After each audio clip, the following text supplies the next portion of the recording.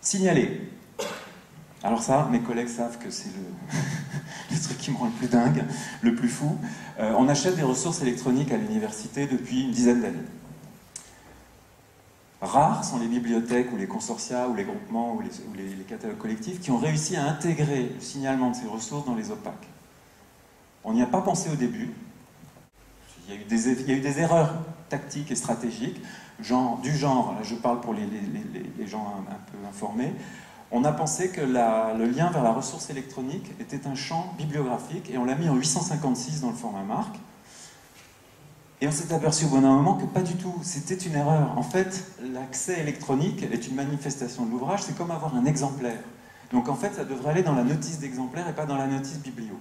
Mais il était trop tard. Pareil avec les ISSN, on a dit, oh ben l'ISSN de périodique électronique, c'est le même que le périodique papier. Pas du tout. Donc après on a dit, ah ben non, c'est un autre ISSN, alors maintenant on a 12 ISSN dans chaque notice de périodique. Enfin, on s'est gaufré à l'échelle collective.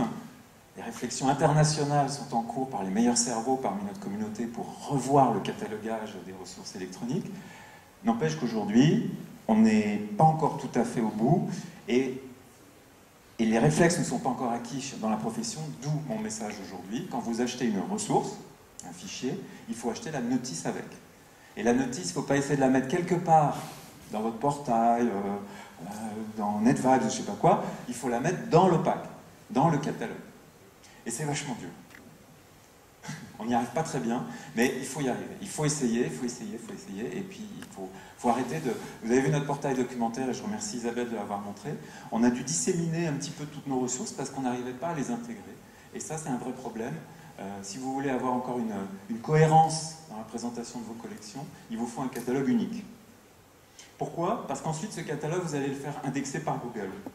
Et quand vos lecteurs chercheront quelque chose, ils vous verront dans Google. Alors que si vous avez 35 sous-catalogues, ils ne vous verront jamais. Et bon, là, c'est un autre sujet très intéressant, bibliothèque et Google. Mais il est très très important vraiment de savoir intégrer les notices de ce qu'on a acheté sous forme électronique dans son catalogue de bibliothèque. Exemple. Ici, vous avez l'offre Cyberlibris. Alors, le monsieur de Cyberlibris m'a téléphoné une fois en me disant « Écoutez, j'ai la killer application, je vais vous vendre ça, Bibliovox, c'est super pour les bibliothèques universitaires. Regardez tous les beaux livres que j'ai, présentés comme sur une étagère. » Alors après, j'ai essayé de faire une recherche. Là, j'ai commencé à perdre un peu mon sang-froid. Puis ensuite, je lui dis « Mais ça, là, j'ai les notices de ça que je peux mettre dans mon catalogue ?» Il me dit « Ah non, ça, j'y ai pas pensé. » Et ça vaut combien, Cyberlibris? Oh, bah 18 000 € par an, pour vous, qui êtes petit. Et je choisis les livres. Oh, je négocie avec les éditeurs, on est en train de faire une offre. Alors ça dépend. Oui, vous pouvez choisir des thèmes, mais vous ne pouvez pas choisir les livres individuellement. Ah bon? Et ensuite, comment je présente ça sur mon site? Il dit, ben voilà, vous ferez un lien vers ceci. Et vos lecteurs verront ça. Donc, c'est une erreur conceptuelle. Le monsieur de Cyberlibris, il est très gentil, mais ça, c'est mauvais. Il faut être critique, il faut dire non, mon lecteur, si je le balade sur chaque portail qui propose des livres, il ne trouvera jamais rien. Imaginez que je prenne 3 portails différents parce qu'ils ont un contenu différent, je vais avoir des interfaces différentes, des accès différents, mon lecteur ne va rien comprendre et ma bibliothèque va disparaître dans le cyberespace. Donc ça, c'est non. C'est joli, mais c'est non.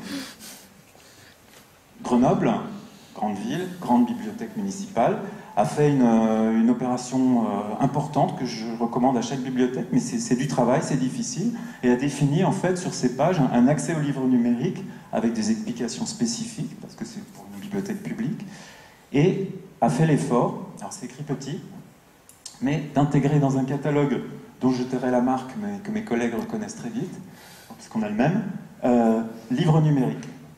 Donc je peux chercher les livres numériques dans l'OPAC, et en plus sur le site web de la bibliothèque, j'ai un certain nombre d'explications sur le livre, qu'est-ce que le livre, comment chercher les livres. Voilà, ça c'est une offre intéressante de bibliothèque qui a pris un peu de distance par rapport aux offres de ses fournisseurs et qui a investi du temps et des moyens pour arriver à une proposition à ses lecteurs. Nos lecteurs sont aussi perdus que nous, donc plus on leur donne d'infos, mieux c'est, mais c'est extrêmement compliqué à faire. Et je ne jette la pierre à personne, je dis juste qu'on doit aller vers elle. Une fois qu'on a réussi à signaler les merveilles qu'on vient d'acquérir à grands frais, et que nos lecteurs les trouvent, eh bien, on va ensuite les prêter, donc les rendre accessibles et consommables. Actuellement, tout le monde a tout essayé et il n'y a pas de modèle général. Certains prêtent des fichiers sur des tablettes, d'autres, comme les bibliothèques universitaires, donnent des accès à tous leurs usagers qui, à travers leur ordinateur ou leur portable ou leur téléphone, vont accéder à des ressources distantes sur des sites référencés. Les Australiens et les Néo-Zélandais donc, nous mettent la pile parce que toutes les bibliothèques publiques de ces deux pays offrent des ressources numériques prêtables, mais je vous l'ai dit, ils ont un truc, ils ont une offre, eux, pas nous, ils ont Overdrive. Et puis, les possibilités de prêt dépendent de ce qu'on a acheté. Donc il faut bien lire la licence au départ pour savoir si je peux prêter après. Le prêt de liseuse, donc de e-reader, de liseuse, de Kobo ou de Kobo ou de iPad, montre que ça marche plus ou moins. Il y a beaucoup de problèmes techniques, beaucoup de problèmes de fichiers. Ce n'est pas la panacée. Ça ne marche pas si bien que ça pour l'instant et ça ne résout pas la plupart des problèmes. Deux sites très intéressants pour voir l'évolution de ces choses et s'informer aujourd'hui, connaître déjà l'état de l'art. Donc le labo de la BNF qui pose la question: est-il possible de prêter des livres numériques? Et je vous ai caché si on le voit, la dernière ligne, c'est la réponse est oui. Et justement, il parle d'Overdrive et de Cyberlibris. Mais je ne les mettrai pas sur le même plan. Et puis le motif. Et donc, il nous présente une vidéo très bien faite avec des témoignages de vrais bibliothécaires, avec des morceaux de bibliothécaires dedans, qui expliquent comment ils ont prêté des livres électroniques. Et vraiment, c'est très très intéressant. C'est en 4 minutes, vous apprenez l'essentiel sur ce qui marche pas, pourquoi les lecteurs sont contents, pourquoi les bibliothécaires aussi, pourquoi les éditeurs sont contents, pourquoi ils sont... etc. Donc c'est très très bien fait et ça vous dit tout en quelques minutes. À la fin, va se poser la question de « et maintenant, je veux conserver toutes ces merveilles que j'ai achetées, puis-je » Alors si vous lisez Re89, vous voyez que non. Donc les vrais problèmes sont là. Le Re89 le dit très bien. Si vous lisez les conditions chez Amazon, chez Apple et tout, vous verrez que les livres pratiquement ne vous appartiennent pas, les films ne vous appartiennent pas, les musiques ne vous appartiennent pas, et tout ça n'est pas bien. Dieu vit cela et dit c'est mal. Donc c'est en train de changer. Et vraiment, c'est à ce niveau-là que ça se joue. Donc l'IFLA, l'UNESCO, de grands groupes de pression, énormément de communautés professionnelles s'organisent pour dire non, ça, il faut arrêter. On n'a pas encore trouvé le bon modèle, donc il faut revenir sur ces questions de droit. Ce qui veut dire que la conservation des ressources numériques n'est pas de votre ressort. Ne vous fatiguez pas, c'est pas à vous de garder les choses électroniques que vous allez acheter. On est plutôt dans des problématiques de quel est l'échelon au-dessus de moi qui va garder ce que j'ai acheté. Alors par exemple pour les bibliothèques universitaires, c'est l'ABES, Agence bibliographique de l'enseignement supérieur, qui est en train de développer des licences nationales où on acquiert des ressources intéressant la communauté et elles seront gardées ad vitam aeternam avec les outils adaptés, que ce soit en termes d'ordinateur, de conversion de fichiers, de licences, d'accès, etc. Donc c'est une vraie question quand j'achète une ressource, puis-je la garder? Mais la vraie réponse c'est, bon finalement, je vais demander à mon association professionnelle s'il y a quelqu'un qui va garder ça. Aux États-Unis, il y a une grande organisation qui s'appelle HathiTrust, qui est un consortium des grandes bibliothèques universitaires. Ils ont numérisé plus de livres que Google. Et ils ont eu un procès contre les éditeurs, mais qu'ils ont gagné, disant qu'ils avaient le droit de numériser les livres et de les conserver sous cette forme pour l'humanité. C'est un bien public. Et ils sont en train de gagner la partie sur ces questions. Donc, il y a beaucoup de... Le sujet est complexe, mais je dirais ne doit pas vous empêcher d'agir. Et demain, maintenant qu'on est là, vous savez tout ce que vous pouvez faire pour aller acheter des ressources électroniques. Vous pouvez revenir dans votre CDI, dans votre bibliothèque et vous dire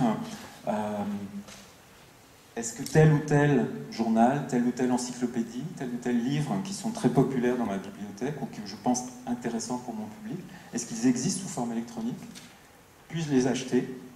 À quelles conditions? Et puis vous allez démarrer petit à petit en vous posant toutes ces questions.